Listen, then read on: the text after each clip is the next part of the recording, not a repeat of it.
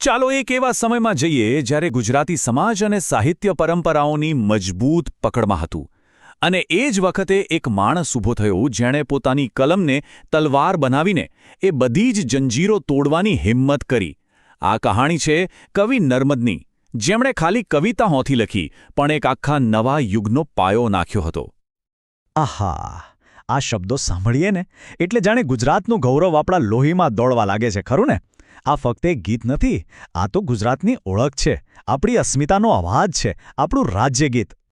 પણ ક્યારેય વિચાર આવ્યો કે ગુજરાતને આટલું ગૌરવ અપાવનારી આ અમર પંક્તિઓ કોણે લખી હશે?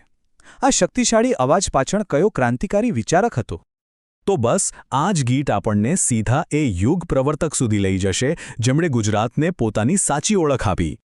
એ વ્યક્તિ એટલે નર્મદાશંકર લાલશંકર દવે, જેમને આખું ગુજરાત પ્રેમથી નર્મદ તરીકે ઓળખે છે.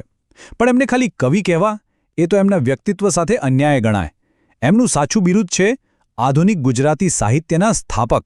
મતલબ કે એમણે એક આખા નવા સાહિત્યિક યુગની શરૂઆત કરી.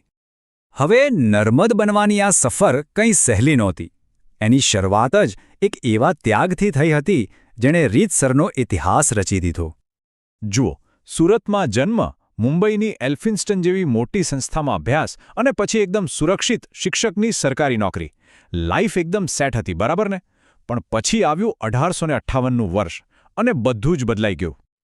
તારીખ યાદ રાખવા જેવી છે, 23 નવેમ્બર 1858. ફક્ત 25 વર્ષનો એક યુવાન નર્મદ પોતાની સરકારી નોકરીને લાત મારી દે છે. શા માટે?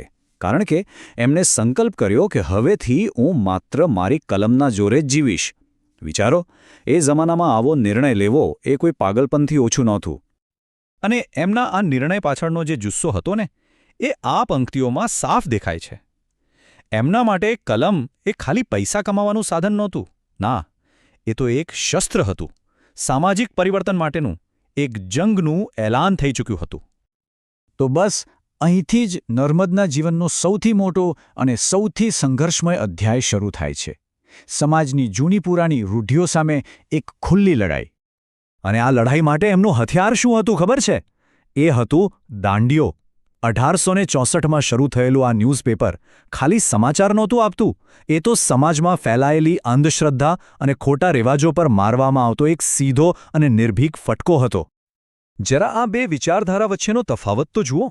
એક બાજુ નર્મદ વિધવા પુનર્વિવાહ જેવા ક્રાંતિકારી વિચારોની હિમાયત કરી રહ્યા હતા, તો બીજી બાજુ આપણો સમાજ વિધવાઓને નરક જેવું જીવન જીવવા મજબૂર કરતો હતો.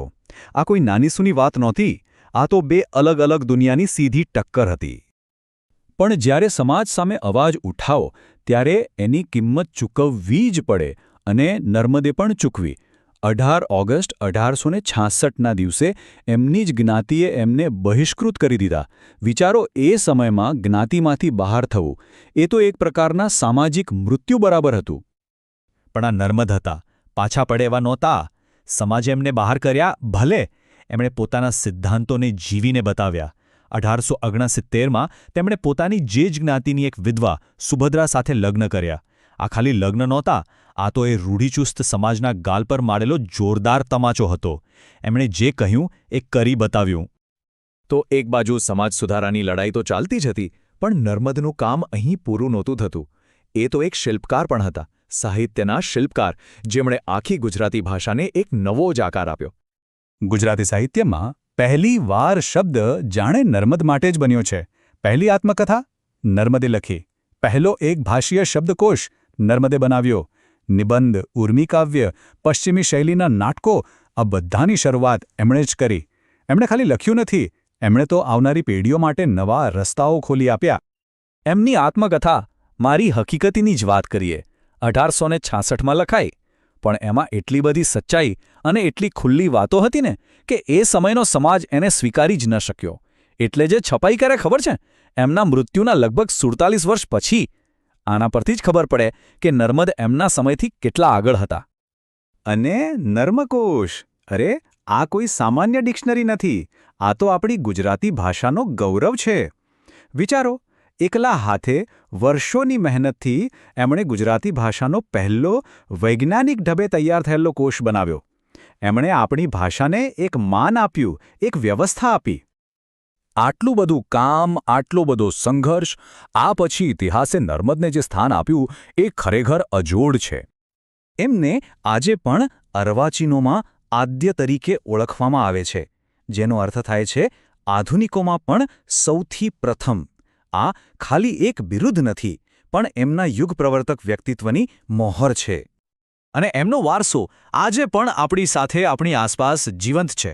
દક્ષિણ ગુજરાત યુનિવર્સિટીનું નામ એમના પરથી છે. સાહિત્યનું સર્વોચ્ચ નર્મદ સુવર્ણચંદ્રક એમના નામે અપાય છે. અને સુરતમાં એમનું ઘર આજે એક પ્રેરણાદાયી સંગ્રહાલય છે. આ બધું જ બતાવે છે કે એમની ક્રાંતિ સફળ થઈ હતી. 24 ફેબ્રુઆરી 1886ના રોજ નર્મદનો દેહ ભલે શાંત થયો, પણ એમની કલમે પ્રગટાવેલી ક્રાંતિની મશાલ આજે પણ એટલી જ પ્રજ્વલિત છે અને ગુજરાતની સાંસ્કૃતિક ઓળખને સતત ઘડી રહી છે. તો અંતમાં એક સવાલ આપણી જાતને પૂછવા જેવો છે. જે હિંમત નર્મદે બતાવી, પોતાના સમાજની વિરુદ્ધ જઈને સત્ય માટે લડવાની હિંમત, શું આજના સમયમાં એવી હિંમત અને એવા સુધારાવાદી વિચારોની કોઈ જરૂર છે ખરી?